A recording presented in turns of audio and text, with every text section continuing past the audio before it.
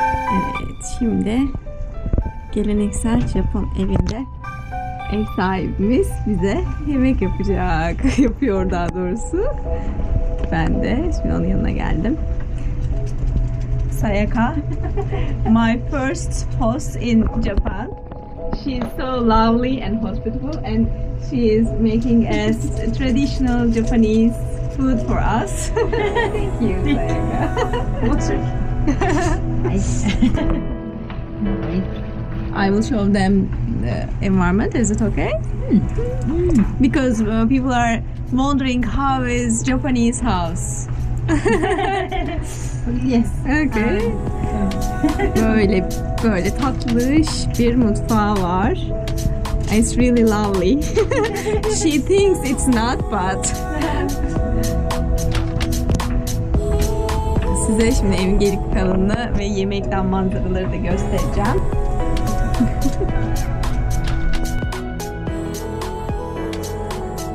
Ve bugün Mikey'nin, yani evin oğlunun doğum günü olduğu için süslemeli bir halini gösteriyorum. Ne kadar güzel. Şöyle. Burası geleneksel bir Japon evi.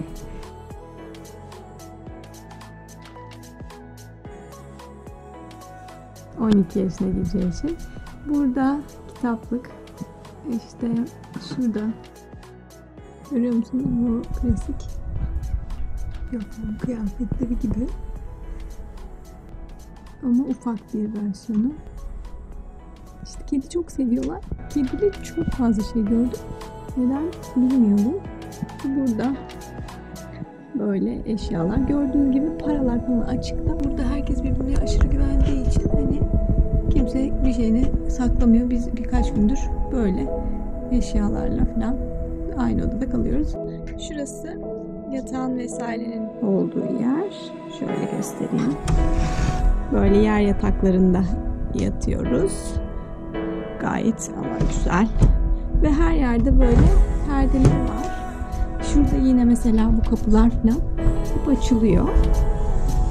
Burada böyle başka balkonumsu bir yer çıkıyor. Yaz ayında geldiklerinde buraları tamamen açıyorlar ve dışarıyı görebilir hale geliyorlar. Dışarıda da bu evin güzel bir bahçesi var. Size şimdi birazdan dışarıdan da gösteririm burayı. Gerçekten çok zevkli, keyifli ve gerçekten çok şanslı olduğumuzu düşünüyorum. Yani biz ilk seferde böyle bir yer bulduk. Böyle evin o tarafına doğru gidiyor. Dört tarafı kutu gibi bir ev ve her yer birbirine bu şekilde ayrılmış. Şuraları da göstereyim size. Buradan şöyle hole gidiliyor. Burası dışarıya açılan yer. Burada yine böyle aşağı açayım. Kendi ofisi olarak da kullandığı için Sayaka burayı ve sattığı malzemeler falan var. Burası da çıkış holü. Yine burada böyle tatlı şeyler var. Bu ışıkları da böyle buradan yukarıdan yapmaya dikkat ederseniz tavan biraz yüksek. Şöyle buraya göstereyim. Burası onların kendi odası. Burası banyoları. Burası böyle çamaşırlık gibi. Böyle. Tuvalette şöyle göstereyim. Tuvalette böyle. Yine tuvaletlerinde de ısıtmalı bir oturak var. Gerçekten büyük. Nasıl desem büyük konfor.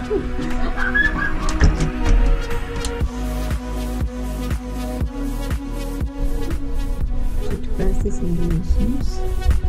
Bu şekilde böyle kutu gibi bir ev. Şimdi size dışarıdan görünüşünü göstereyim bahçeden. Böyle kristaller.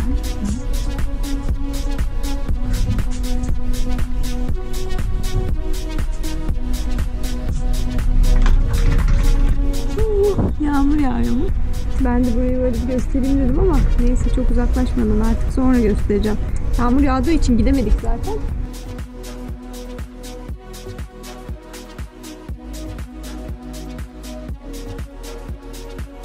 Burası böyle yan tarafı.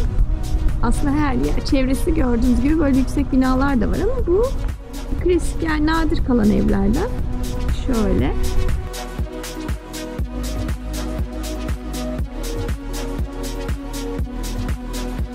böyle arka bahçesi var.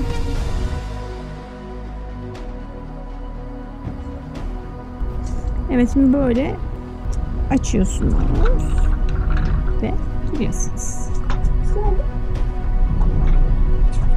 Ben şahsen çok beğendim burayı. Ve her yerden kapı açılıyor mesela. Buradan da açılıyor, bu taraftan da açılıyor.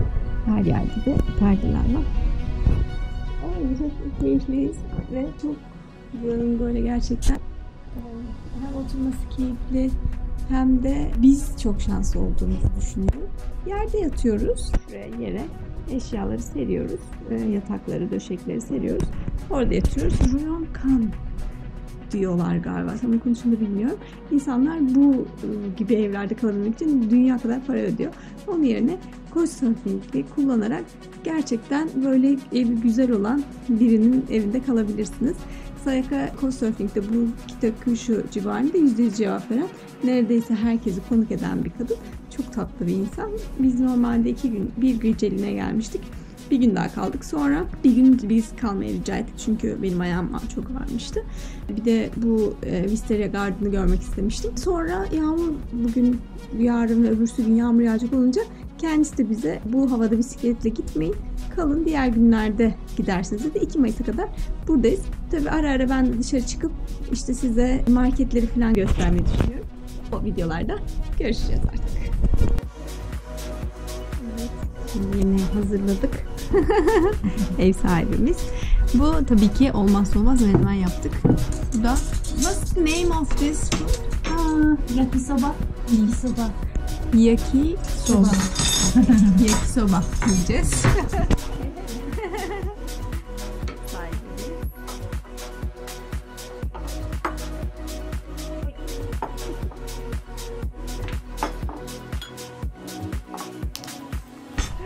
Hadi bize afiyet olsun o zaman.